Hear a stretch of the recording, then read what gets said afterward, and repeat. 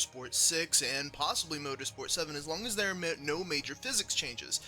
If this video doesn't answer your question, feel free to look at other guides. They may also answer your questions, and if you do have any questions, leave them in the comments below and I'll try to get to them as much as I can, or direct you to an information source that could explain it or help you better than I could. Guys, if you like these videos and they help you out, please feel free to post them on Facebook, Twitter, wherever, any kind of social media. It always helps out the channel. Leave a like, and don't forget to subscribe to the channel. Welcome to today's Forza Horizon 3 Motorsport Tuning Guide. Remember, all these tuning guides more than likely will go over the whole bridge of Forza games before and after, unless they add more complicated physics, which they might, and when they do, we'll redo them then, because I get just about every single Forza game there is. But today, we're talking about a kind of big one, and it's going to take us a little bit. Alignment. This video will be a little bit more lengthy. What I'm going to try to do is put markers in here so that if you already know what camber is, you can skip over camber. If you already know what toe is, you can skip over toe. And if you already know what caster is, front caster, the angle of the caster, then you'll be able to skip over that as well. So I'll try to put markers in here, say like, here's this, here's this, here's this, skip to what you want or what you don't know. But a few things before we continue on. Some people have been, in the comments, getting a lot more technical in terms of how to do things regarding tuning, specifically in gearing and a little bit in tires. Some people have been getting a lot more technical about how you should tune certain things, and those of you that are getting more technical, you are not wrong, not in the least bit. There's a math equation you can use that determines what your final gearing should be for a car, and that's completely right. But the basis of this guide is to keep it as simplistic as possible for the average person that knows absolutely nothing about this. I'm not trying to make them a professional tuner or anything like that. I want to give them a very basic knowledge where they can just move a slider back and forth and know roughly what it's going to do for them in their car and help them in performance. And I try to give them the resources that if they want to learn more and do more, they can certainly find these resources to do it, especially with you guys in the comments. You guys give some great resources to them there. So you guys saying, well, that's not the right way you should do it. It's the simplistic way to do it. It's the easy way to do it. For those people that don't totally understand or don't really want to totally understand, it's just an easier way for them to do it. And you guys give those resources for them to understand the more complicated way to do it. So it works out both ways. Totally fine with people saying, hey, you should do it this way instead in the comments, because that's there for those guys that want to be more sophisticated about it. It's part of the community. Thank you guys for helping out. And for those that just want a simplified version, you don't necessarily have to pay attention to all that. But today, we're on alignment. And alignment covers three big things: camber, toe, and front caster. Now, each of these three things do different things, and they change how your tires make contact with the road, which is super freaking important. It's just as important as tire PSI. A lot of people don't think PSI is important. It's very important, and so is alignment. It determines how your tires are going to run against the road. So let's start with camber. Now, for those of you that don't know what camber is if you're looking at your wheels from a horizontal point, from a side view, it determines whether they're turned inward or whether they're turned outward. Think of it like this: the bottom of the tire, the part that's making contact with the road. This determines whether the bottom of the tire is actually turned in at a degree so that the half of the tire is facing outward away from the car, or turned inward so that's facing in underneath the car. I'll have some images that'll help better describe this. But camber does a few things. And some people, you see cars driving around with ridiculous camber on their wheels. That is not any kind of optimal camber whatsoever.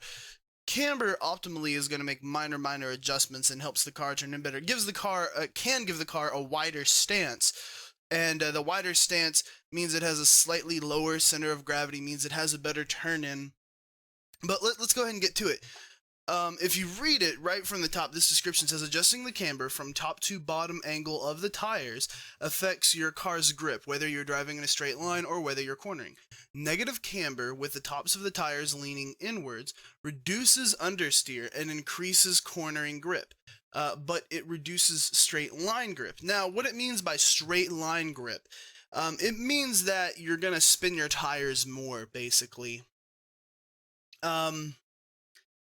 if you're going in a straight line, you will have, and let's say you have like a slight, like maybe a 3 or 4 degree bend in the road, you are more likely to lose traction on that bend with a lot of negative camber because you have less of the surface of the tire making contact to the road versus the whole surface of the tire making contact to the road that normally would.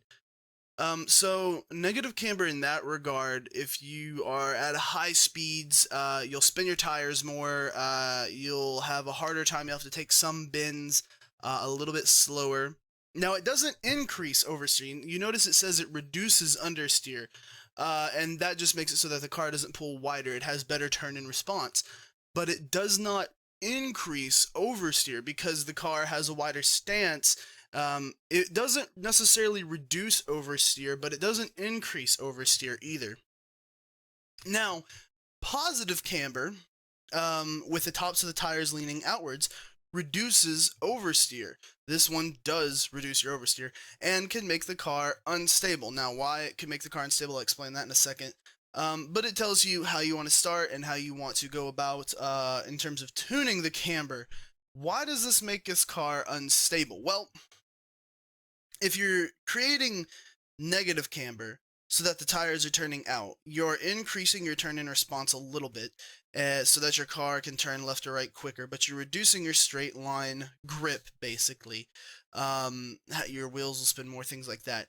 But if you're creating positive camber with the toes in, or with the tops of the tires leaning outward, you're still going to have less straight line grip.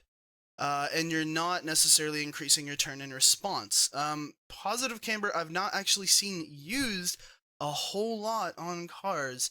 As far as I know, most people just go with a hint of negative camber on their front and back tires.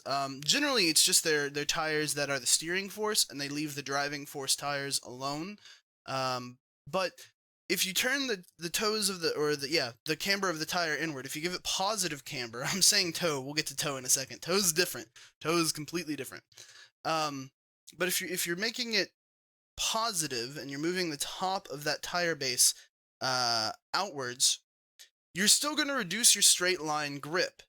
Now you will reduce your oversteer, but you're still going to reduce your straight line grip, because the whole point of the straight line grip and why you're still reducing it is that less of your tire is making contact with the pavement, with the surface that you're driving on. So if you have a car that has a ton of oversteer, maybe a little bit of positive camber, but you don't want to do too much. You honestly want to spend this is one of your kind of last options in terms of tuning to reduce oversteer. If you're still having a lot of difficulty with it, I would end up going to things like your springs and your dampening and your aerodynamics to try to help reduce oversteer before you go to camber. If you want better turn in response for your car, if you think your car is fast enough on a straight line and you're not too concerned about straight line grip, reduce the camber just a little bit. And like I said, 0.1, 0.2 angle at a time. You don't want to do anything drastic. And you see I have 1 degree, and then I have 0.5 degrees on the back tires, marginally less than about half, exactly half of what I have on the front tires, because you want to try to leave the driving force tires alone as much as possible. You want them to have the most contact with the pavement. Let's actually reduce that a little bit and see what happens. Now, toe. Toe is going to adjust the inward or the outward angle of the wheels. Sharpening turn in response, the transition between driving in a straight line and turning. Toe in brings the front of the tires closer together. This increases your stability, but it reduces turn in response because the wheels have to turn further to actually move you in that direction. Toe out brings the back of the tires closer together. This increases your turn in response, but it also decreases the stability of the car, because you have two forces pulling the car one direction or the other. So if one tire gets more grip than the other, it's suddenly going to pull a little bit more to the left or a little bit more to the right than the other tire. This is another one you don't want to avoid extremes, or you want to avoid extremes. You want to avoid extremes in camber, you want to avoid extremes in toe, because these are things to lightly tune your car. 0.1 of a degree can make a huge difference in terms of turn and response. Now I do wonder if you can see. Let's go over here. Did I change that? There we go. Okay. So let's do a lot of negative. Let's see if we can actually find and see this. So I want to apply it to current. Yeah, you can see it there on the back tires a little bit. You see how those back tires are turning out slightly? Yeah, you can see it.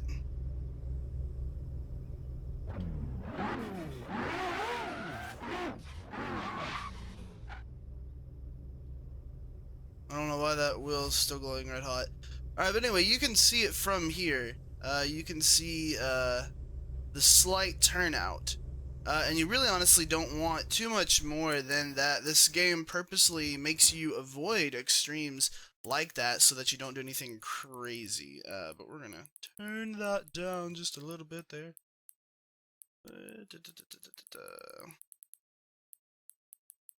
This COD is a driving machine. Now, front caster angle. Adjusting the caster angle, the forward or rearward angle of the steering axis, which sounds very confusing at first, but I will show you an image that should simplify it. Enhances your straight line stability. With positive caster, the steering axis is inclined rearward. Because negative camber increases the suspension compression. So when your suspension compresses down, like let's say you hit a jump, or let's say you're going around a turn very quickly, meaning there's a lot of G-force on the right side of the car. So the car is let's give a visual example.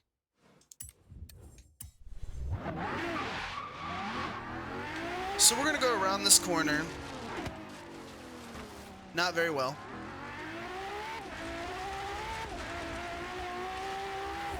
You know what? It'll be better up here. Yep.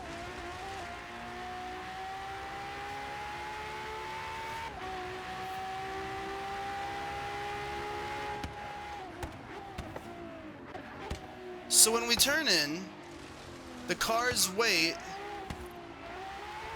is going to be leaning on the right-hand side right now, okay? So that weight being on the right-hand side or the left-hand side, if you're turning left, it's on the right-hand side. If you're turning right, it's on the left-hand side. You ever notice how if you're sitting in a car, you can feel yourself being pulled to one side or the other? The suspension is going to be lifting off the ground. Now, what the caster does, if you have negative camber on your car, it increases as the suspension compresses, which means the tires are going to be pushed out. So in a normal version, like let's say your car is sitting fine and you have negative camber. As your suspension extends out, as the frame lifts off the ground and the tire's trying to keep contact, you're going to go from a negative camber to a positive camber on whatever side you're turning. So if you're turning left, the suspension on the left-hand side is going to lift up, meaning those tires are going to go from a negative to a positive camber, or no camber at all, depending on what angle you've got it set to and how much suspension deflection you're getting. So you'll have negative camber at a resting point. I have to retake this, so there might be an edit here. You have to have negative camber at a resting point to have no camber at a positive camber in a turn on the side you're turning. What this will do for you means you can have negative camber while still having no camber in a turn to help the grip on the corner to pull the car better along. Tuning this to specific angles, and you can mess with this a little bit. The best way to tune this, honestly, because it's a little bit more of a difficult thing to tune that requires some testing, find a corner you can reliably follow the same line around over and over again. Then what you do is you adjust your negative camber and you adjust your front caster. And you see how quickly you're able to go around this corner without your tires screeching. So watch your top speed and what's the miles per hour your tires start to screech. Once you start hitting that, then you want to adjust with it again until you fine-tune it to that perfect point. This is something that will take a little bit more. And actually, I believe if you look at your lateral G's, let's see if those adjust. Okay, no, so the lateral G's won't adjust to actually show. I wonder if it's because it's just not affecting it that much. Might be the case. The issue with this game, well, it's not an issue. It's actually a good thing that they did it. And they have all these customization systems built in. But they keep you from going too ridiculous. They keep you from doing too insane. And they keep you from completely messing up your car to an unraceable state for those of you that don't know anything about this. So, a quick recap for everything that we've done here. Camber. Negative camber is better. Positive camber if you're having issues with oversteer and as a last resort. You can negate camber with caster angle. So these two work in unison with each other, camber and caster angle. Your front caster angle. And I believe front caster angle only affects the front tires. You couldn't affect the rear tires because that would also mean having to adjust the entire drive line connected to the rear tires, which would be an entire mess to have that thing adjustable. Just insane.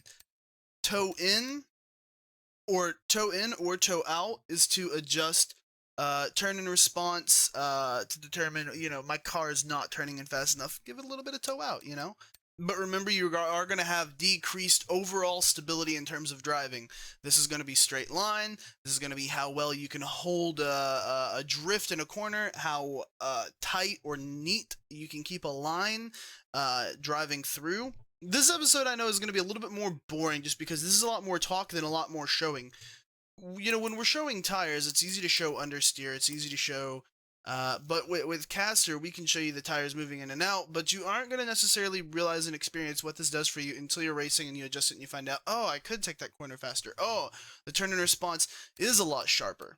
So, I hope this tuning guide was informational for you in telling you what caster, camber, toe is. For those of you more technical guys that are obviously going to post more resources than I've given here in this video, remember, this video is to give you a light idea of how this is gonna work, to give you just like something to know off the top of your head, like, oh, I could tune that a little bit, to go in and recognize that this is something you could change to help your car steer a little bit better.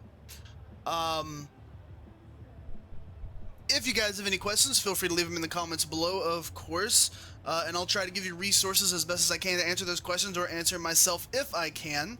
And feel free to stick around to the next video. I know the videos are coming a little bit long-winded, and it's just a time constraint thing, but don't forget, you guys can support me on Patreon if you'd like to, of course. This helps keep the channel running and pump out videos more continuously. Till then, I'm Guns. Hope you guys enjoy your day. I'll see you later.